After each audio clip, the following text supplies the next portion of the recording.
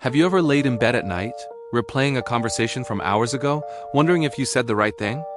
Or maybe you've spent an entire afternoon spiraling through worst-case scenarios about something that hasn't even happened yet?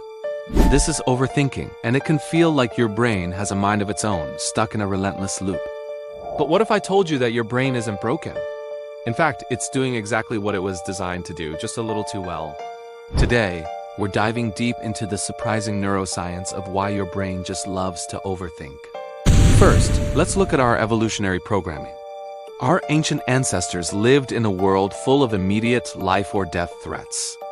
The brain that was best at predicting danger, rustle in the bush, a change in the weather, the shadow of a predator, was the brain that survived. This survival instinct created what scientists call a negativity bias. Your brain is naturally wired to scan for and focus on potential problems.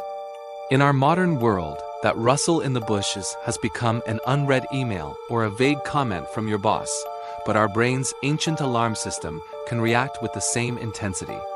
It's not a flaw. It's a feature that's just a bit outdated for our daily lives. Next, let's talk about a fascinating brain network called the default mode network, or DMN. Think of the DMN as your brain's idle mode. It is the network that activates when you're not focused on a specific task, when you're daydreaming, reminiscing about the past, or thinking about the future. For people who tend to overthink, this network is often hyperactive.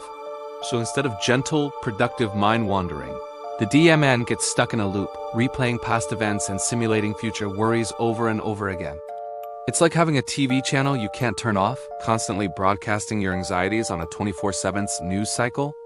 So if it feels so bad, why do we keep doing it? This brings us to the illusion of control.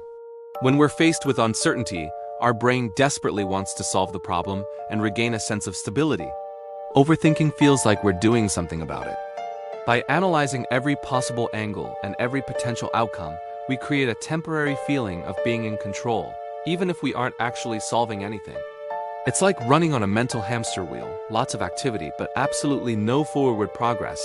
It's an exhausting but compelling illusion. This cycle is also reinforced by small, deceptive rewards. Every so often, lost in your web of worries, you might stumble upon a potential solution or a new insight. That little moment can trigger a tiny release of dopamine, the brain's reward chemical. Your brain then learns that worrying sometimes leads to a reward, which makes you more likely to do it again in the future. This creates a surprisingly addictive loop, where the very act of overthinking becomes a habit your brain seeks out, hoping for that next little hit of clarity. So how do we break free from this powerful cycle? While this video is about the why, understanding the mechanism is the crucial first step. The key is to consciously shift your brain out of its default mode. Practices like mindfulness meditation are incredible for this, as they train you to observe your thoughts without getting tangled up in them. Engaging in a focused activity like a hobby you love, going for a run, or even just solving a puzzle can also effectively disengage the DMN. It's all about giving your brain a better, more productive job to do than simply spinning its wheels in worry. In the end, overthinking isn't a personal failing. It's a feature of our complex, powerful, and protective brains. By understanding the evolutionary roots, the neural networks involved, and the sneaky psychological hooks, you can begin to relate to your thoughts in a whole new way. You can learn to thank your brain for trying to protect you, and then gently guide its focus back to where it matters most, the present moment. Thanks for watching. If you found this helpful and want to learn more about how your amazing mind works, be sure to subscribe to the channel. See you in the next video.